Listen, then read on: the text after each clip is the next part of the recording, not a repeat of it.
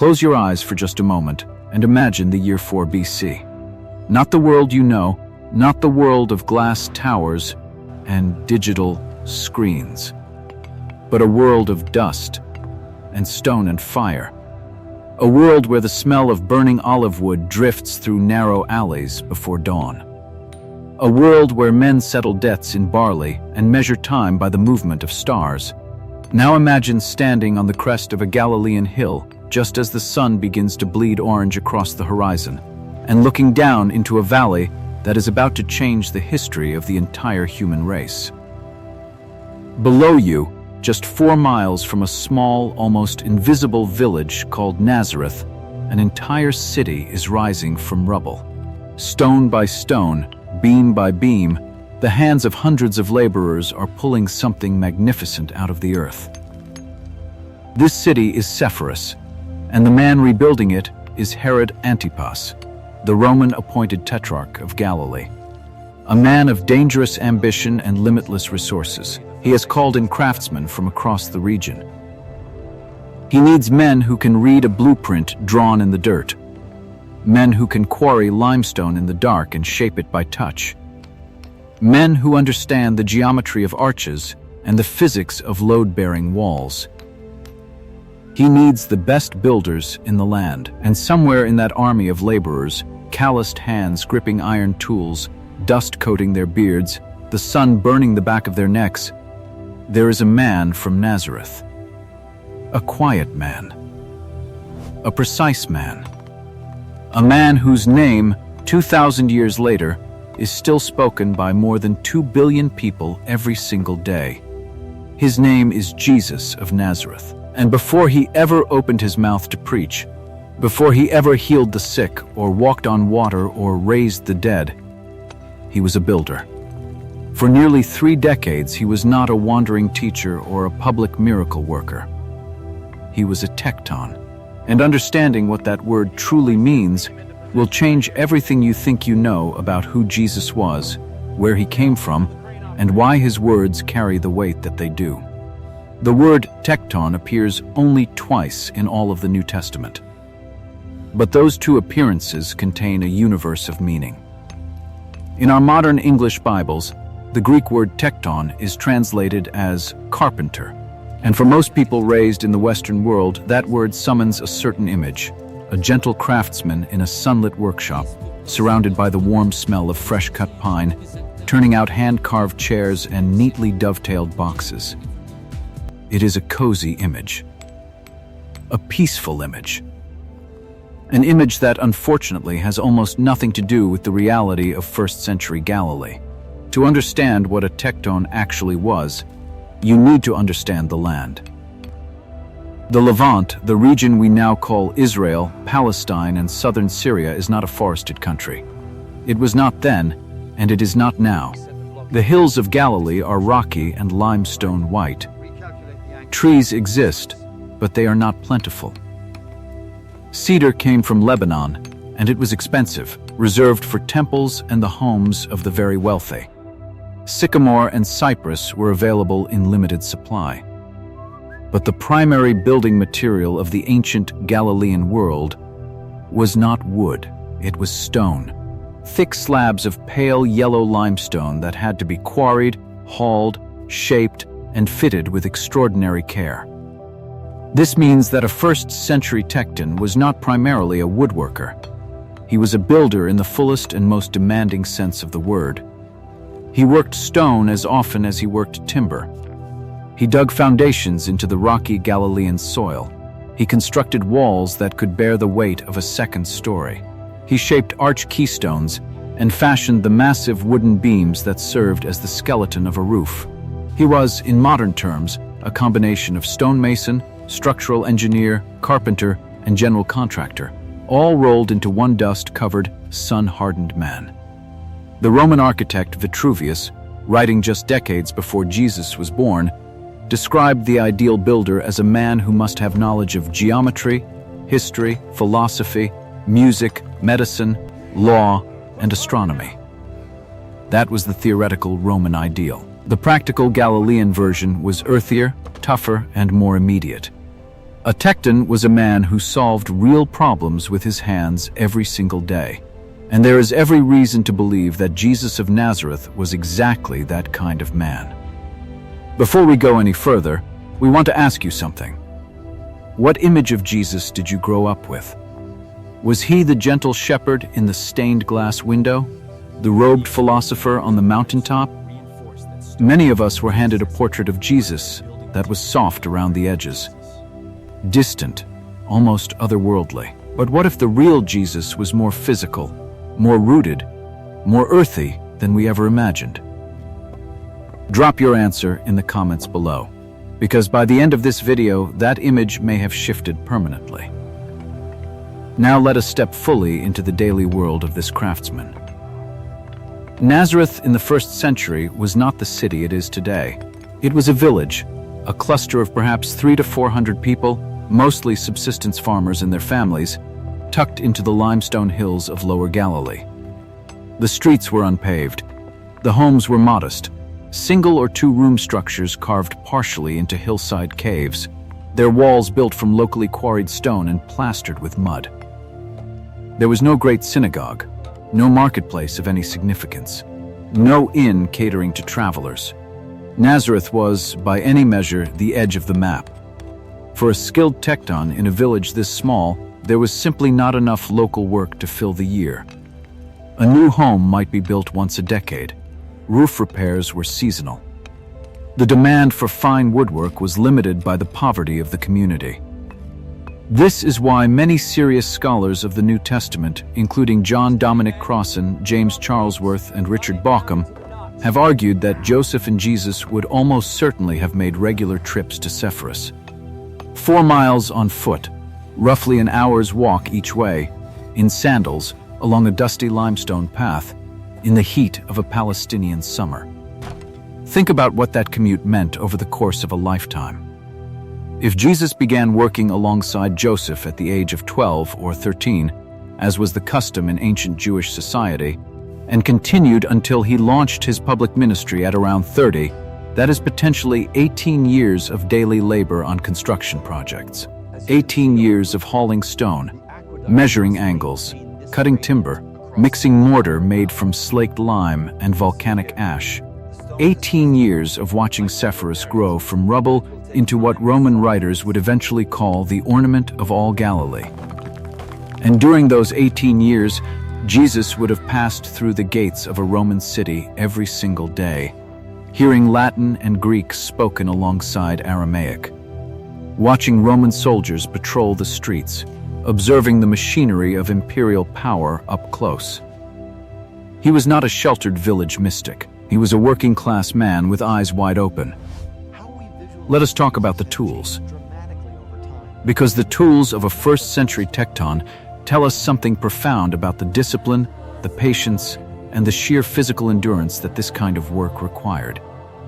The most important tool in the tekton's kit was arguably the adze, a long-handled instrument with a curved, axe-like blade mounted perpendicular to the handle. The adze was used to smooth rough timber, to strip bark from freshly felled logs, and to square up beams that would serve as ceiling joists or roof supports. Swinging an adze correctly required a fluid, controlled motion. Too much force and you gouged the wood. Too little and you bounced off harmlessly. A master with an adze could produce a surface as smooth as planed lumber, using nothing but muscle memory built over years of practice. Then there was the bow drill, a deceptively simple device consisting of a wooden shaft with an iron or flint tip, rotated rapidly by a bowstring wrapped around it. The bow drill was used to bore holes through thick timber for wooden pegs, the ancient world's substitute for iron nails. Iron in 1st century Galilee was rare and precious. It was often recycled from old tools or Roman military equipment. The majority of wooden construction used no iron nails at all. Instead, a skilled tekton would cut precise mortise and tenon joints, interlocking wooden connections that, when properly fitted, were stronger than any nail. The joints found in excavated structures from this period are astonishing in their precision. These were not rough and ready constructions. They were engineering achievements. Then came the plumb line, a simple weighted string used to determine true vertical, and the level, used to ensure that horizontal surfaces were genuinely flat. In a world before laser levels and digital inclinometers, these basic tools were the difference between a wall that stood for centuries and one that slowly tilted until it collapsed. Getting a wall truly plumb required an experienced eye and a steady hand. The slightest error compounded over the height of the wall. A tecton who couldn't read a plumb line correctly was a tecton who would eventually watch his own work fall down. Finally, there was the hammer and chisel, the tools of the stonemason. Quarrying and shaping limestone was among the most physically punishing labor in the ancient world. The stone had to be scored along its natural grain lines, struck at precise angles to produce a clean break, and then dressed, smoothed and squared with a flat-headed chisel. The dust from this process was relentless and fine, coating the lungs and skin of every man who worked near it. Archaeological studies of skeletal remains from this period show consistent evidence of heavy wear on the shoulders, elbows, and wrists of men who worked in construction. This was not easy work. It was, in the most literal sense, backbreaking. And this is the man who said, "Come to me, all you who are weary and burdened, and I will give you rest." He was not speaking to people he had never met. He was speaking to people he had been, in a very real sense. He knew the weight. He had carried it. Here is the question we need to sit with for a moment. Why did God choose this? Of all the lives available to him in first-century Judea, the life of a wealthy merchant, a respected rabbi, a Roman citizen, a military officer, why did God choose to spend 30 years as a construction worker? What is being communicated by that choice? Pause the video right now and think about it. We'll be back in a moment. The answer, we believe, is embedded in everything Jesus later taught. Consider the Sermon on the Mount.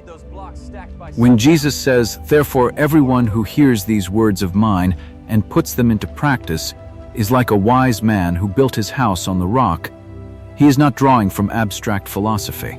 He is drawing from a life spent watching what happens when a foundation is poorly laid. In the rainy season of Galilee, flash floods roar down the limestone wadis, the dry riverbeds, with terrifying speed and force. A home built on sandy alluvial soil near a wadi floor would be swept away in minutes. A home built on bedrock, with foundations chiseled down to solid stone, could survive anything. Every tecton in his audience would have nodded slowly at those words, recognizing the voice of a man who had dug those foundations himself. Or consider the parable of the tower.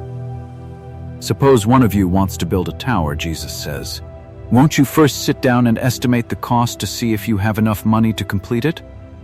For if you lay the foundation and are not able to finish it, everyone who sees it will ridicule you, saying, "This person began to build and wasn't able to finish." This is not a theoretical observation. This is a professional insight. In the ancient world, as today, abandoned construction projects were a mark of shame, a public advertisement of poor planning or misplaced ambition. Jesus had almost certainly seen projects like this. He may have worked on some of them. He knew what it felt like to be called onto a site where the previous builder had run out of money or materials, and to stand in the ruins of someone else's incomplete vision. The language of building runs so deeply through the teachings of Jesus that it is almost impossible to separate them. He talks about the cornerstone that the builders rejected. He talks about measuring. He talks about destroying and rebuilding temples in 3 days. He calls Peter the rock on which the church will be built. These are not incidental metaphors chosen for poetic effect. They are the instinctive vocabulary of a man who spent the majority of his life shaping stone and timber. Now we must talk about something that is often overlooked in discussions of Jesus the Carpenter, the social reality of being an artisan in Roman-occupied Galilee. Scholars of ancient sociology, including Gerhard Lenski and John Kautsky, have developed what is known as the agrarian society model, for understanding the social hierarchy of the ancient Mediterranean world. In this model, society was stratified into roughly 5 or 6 distinct levels, from the ruling elite at the top down through merchants, artisans, peasant farmers, and finally the expendables, the chronically destitute, beggars, and slaves at the very bottom. Artisans like Jesus occupied a complicated middle position. They were technically above the landless day laborers who had nothing to sell but raw muscle. But they were also, in many respects, more economically precarious than the peasant farmer who at least owned his land and could grow his own food.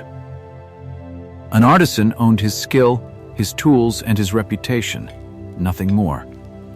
If he was injured, his income stopped. If the economy contracted and no one could afford construction, his income stopped. If a wealthy patron decided to use a different builder, his income stopped. There was no union, no safety net, no workers' compensation. Every morning that a Tecton walked out his door, he was walking into economic uncertainty. This precariousness is deeply embedded in the prayer Jesus later taught his disciples. Give us this day our daily bread. The Greek word used here, epiousios, is notoriously difficult to translate. It appears nowhere else in ancient Greek literature. Most scholars now believe it means something like the bread sufficient for today, or the bread we need for the coming day. This is not the prayer of a man thinking in terms of long-term wealth accumulation. It is the prayer of a man who knows what it means to live day to day, project to project, from one week's wages to the next. It is, in the most literal sense, the prayer of a craftsman. The communal dimension of construction work in the ancient world also shaped Jesus in ways that are rarely discussed. In first-century Galilee, major building projects were rarely solo endeavors. When a family needed to construct a new room or expand their home, the community gathered. Neighbors brought tools. Extended family members came to help lift heavy beams into place. The women prepared food and water for the workers. Building was a fundamentally social activity, an expression of mutual dependence and shared commitment that was woven into the fabric of village life. A Tecton who traveled from village to village, offering his skills to families and communities who needed them, would have been welcomed into homes, shared meals with strangers, listened to family disputes, witnessed births and deaths and marriages. He would have been trusted with the most intimate aspects of people's lives, because there is nothing more intimate than the shelter in which you raise your children and bury your parents. A builder knows your home from the inside out. He sees the cracks in the walls that you've been ignoring. He hears what you whisper when you think no one outside can hear. This context also illuminates one of the most beautiful and theologically rich traditions preserved in the early church. Several ancient sources, including the 2nd century theologian Justin Martyr, mention that Jesus and Joseph were known specifically for making yokes and plows. Justin writes that the tools made in the Nazareth workshop were considered especially fine, that the yokes were perfectly balanced and carefully fitted to the individual animal's measurements, reducing the friction and chafing that caused suffering under a standard yoke. It is impossible to know with certainty whether this tradition is historical, but it is thematically perfect.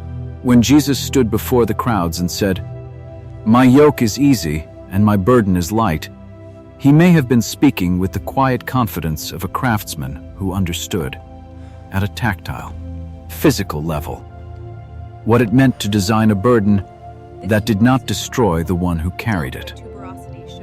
We're about halfway through this journey together, and we want to pause for a moment. Has your image of Jesus changed at all? Does the man with sawdust in his hair and limestone dust on his hands feel more real to you now than the stained glass figure you grew up with? Let us know in the comments. Your perspective matters to this community. Let us now examine one of the most important and underappreciated moments in the Gospels: the rejection of Jesus at Nazareth. After years of building work, after the baptism in the Jordan and the 40 days in the wilderness, Jesus returns to his hometown. He enters the synagogue on the Sabbath, takes the scroll of Isaiah, reads from it, and then sits down and says, "Today this scripture is fulfilled in your hearing." The room goes silent. And then the crowd erupts, not in worship, but in a kind of offended confusion. "Is this not the carpenter?" they demand. In Mark's Gospel, the Greek is even more pointed. "Is this not the tecton, the son of Mary?" Notice what they are saying. They are not saying, "We don't believe this man is anointed by God." They are saying something more subtle and more contemptuous. "We know who this man is. We know his hands. We know which houses he worked on. We remember watching him walk past with his tools over his shoulder. We have seen him sweating in the quarry. He is one of us, and one of us does not get to speak with the authority of heaven." This is the ancient version of a phenomenon that is still very much alive today. The delegitimization of wisdom by association with manual labor. In the hierarchical world of Roman-occupied Judea, a tecton was not supposed to interpret scripture. He was not supposed to challenge the religious authorities. He was not supposed to heal the sick and cast out demons. That was the domain of priests and scribes and Pharisees, educated men, men of letters, men who had never touched a chisel in their lives. The crowd at Nazareth was not simply skeptical. They were offended. And their offense is a window into just how radical the message of Jesus actually was. That the most profound wisdom in the universe had chosen to hide itself inside the hands of a working man. Jesus responded to their rejection with a statement that remains one of the most quietly devastating lines in all of Scripture. A prophet is not accepted in his hometown. And then he did something extraordinary. He left. He did not argue.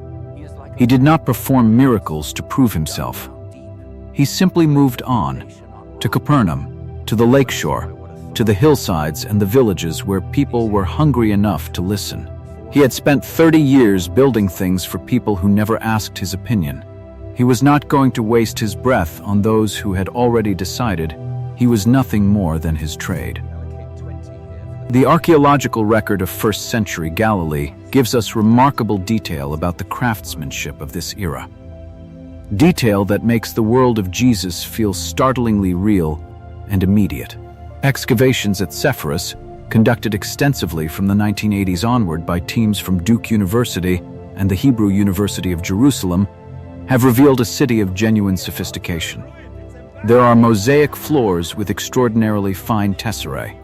There are public buildings with carved stone facades. There are water cisterns and drainage channels engineered with quiet precision. There is a theater, still partially standing, that could seat perhaps 4,000 people. The craftsmanship evident throughout the site represents the work of generations of skilled builders, and it is the same tradition that Jesus would have trained in. At Nazareth itself, and at nearby sites like Capernaum and Magdala, excavations have revealed the domestic architecture of ordinary Galilean villages.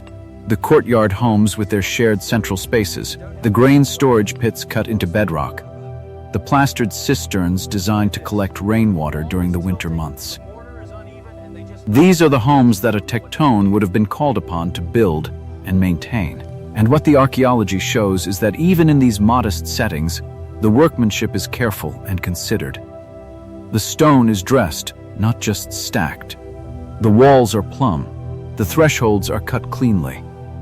This was a culture that took construction seriously, that understood the difference between work done well and work done carelessly, and that valued the craftsman who could see the potential precision hidden inside a rough block of stone. There is also fascinating archaeological evidence regarding the kinds of wood used in first-century Galilean construction. Analysis of charred timbers from various sites has revealed a heavy reliance on cypress and carob for roof beams, sycamore for smaller structural elements, and olive wood for fine joinery and furniture. Each of these species has different working characteristics, different grain, different hardness, different behavior under tools. And a master tecton would have learned to read each one, to understand how it would respond to the adze and the chisel. to know which joints would hold and which would eventually fail under stress. This is the kind of knowledge that only comes from years of patient, repetitive work. It cannot be rushed, and it cannot be faked. We must also spend time considering the spiritual interior of a man who spent 30 years in this kind of work.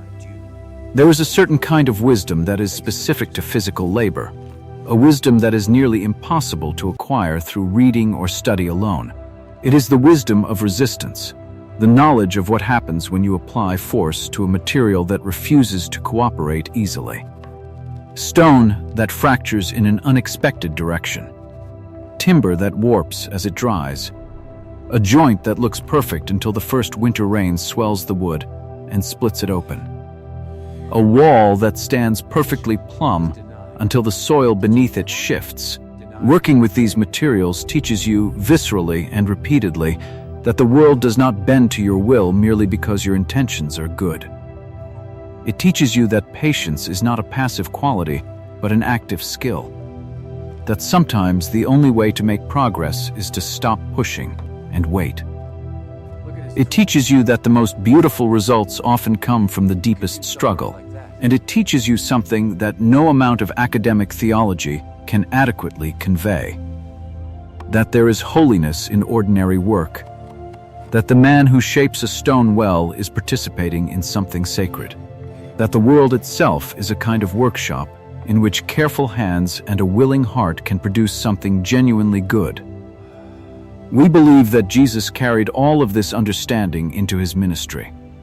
When he looked at his disciples, fishermen, tax collectors, political zealots, he did not see useless raw material. He saw crooked timber full of hidden potential.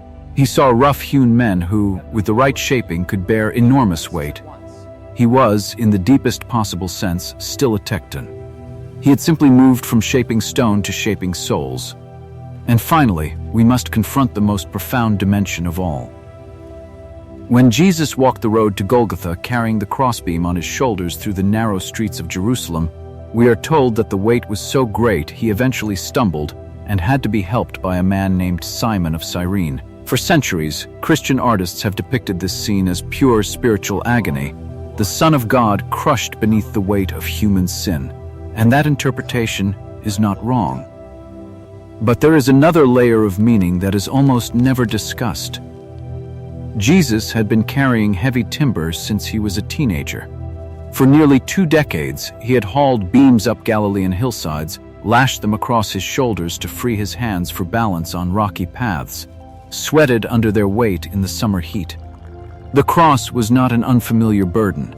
It was, in a terrible and mysterious way, the final version of a weight he had been preparing to carry his entire working life. The hands that the Roman soldiers drove nails through were hands that had driven thousands of wooden pegs through thousands of carefully bored holes. The wrists that were bound to the wood had been bound to wood since childhood, not with rope, but with the constant, repetitive grip of the craftsman's tools. There is no accident in any of this. The incarnation, the decision of God to become human, was not a vague or generic choice. It was a specific choice. This place, this family, this trade, this body, these hands. And that specificity is itself a kind of message. God did not come as a philosopher who stood apart from the material world and contemplated it from a safe distance. God came as a man who was up to his elbows in the material world every single day, who knew its weight and its resistance and its beauty and its danger, who knew what it cost to build something that would last. The Bible begins in a garden where God himself is described as one who shapes and forms, who plants and tends, who walks through his creation in the cool of the day like a craftsman reviewing his work. And it ends with a city, the New Jerusalem, whose architect and builder, the book of Hebrews tells us, is God himself. Between those two images is the entire story of Scripture. And running straight through the middle of that story is a man from Nazareth with calloused hands and a quiet precision, who spent 30 years learning the language of building so that he could spend the next 3 teaching the world how to build something that would last forever. He was not a common carpenter. He never was. He was the master builder, hiding in plain sight, in the dust and sweat of the most ordinary work in the world. Thank you for joining us on this journey into the biblical world. If this exploration of history and scripture moved something in you, please take a moment to hit the like button. It helps more people find this channel and this community. Subscribe to Biblical Worlds so you never miss a new cinematic documentary. And share this video with someone who has always seen Jesus through a stained glass window. Show them the man with the limestone dust on his hands. We want to hear from you in the comments. What part of Jesus' life as a craftsman surprised you the most? Was it the social precariousness? The connection between his trade and his teachings? The weight of that crossbeam? Tell us below. We'll see you in the next chapter.